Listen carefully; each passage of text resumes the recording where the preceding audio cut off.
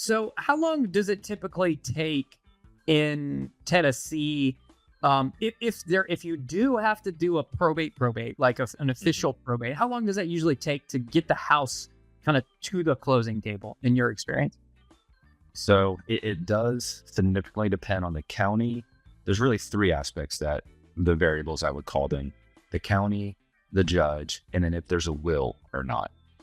It's let's take kind of the Nashville, Davidson County. You're really only looking at a few months, few weeks to a few months. It's relatively quick as long as you have your ducks in a row, your documentation.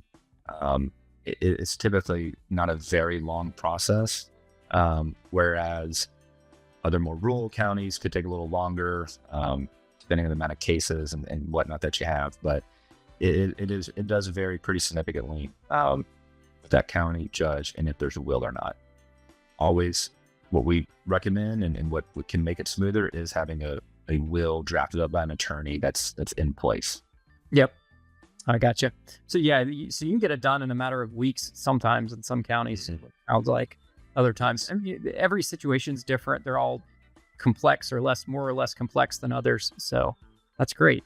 So if a seller can't afford to pay for probate for an attorney, in Tennessee, do you have any resources for these people that, if they really need to sell mom's house, right? Like the heirs need the money or they want the money or whatever. And the hurdle is, well, the money's in the house because the house is people's number one asset in most cases, most people.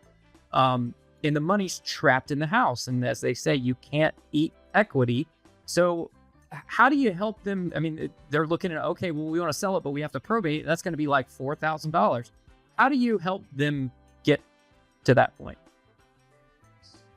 Many times it's and again, when we hear it, we think, oh, that's very simple. We know exactly how we'll do it. But to many people, that is, they don't even start because that's a huge obstacle. $4,000 is a lot of money for someone to just pay for some documentation to then try to get it to where they can sell. But to us, we see that as two options that we'll present to them. One, we do have some good local attorney relationships, even with our title company that we work with that do have some specialty attorneys with probate. And they will do the probate on the front end. And like you had mentioned, I alluded to a story earlier, they get paid and reimbursed on the back end. Something else that we'll do is we'll simply just pay it. And sometimes we'll treat that as maybe as a cash advance, that it comes out of the purchase price, or a credit or something, just knowing, obviously, yes, we do put some additional stipulations in there just to make sure that we're everyone's secured and we're trying to mitigate some risk. But at the end of the day, we're just trying to help people out. And we do know, and what we have seen the best has been when they are able to actually complete the probate process in full. That's great. So yeah, you have some options available to people in Tennessee, just like, we provide to people that work with us here locally where I live in Georgia, and all of our partners at probateresource.com kind of offer similar situations and similar solutions. So if you're dealing with that, don't feel like that is a major hurdle. That is a hurdle that we can jump over, and we jump over it all the time. So don't ever let that hold you back.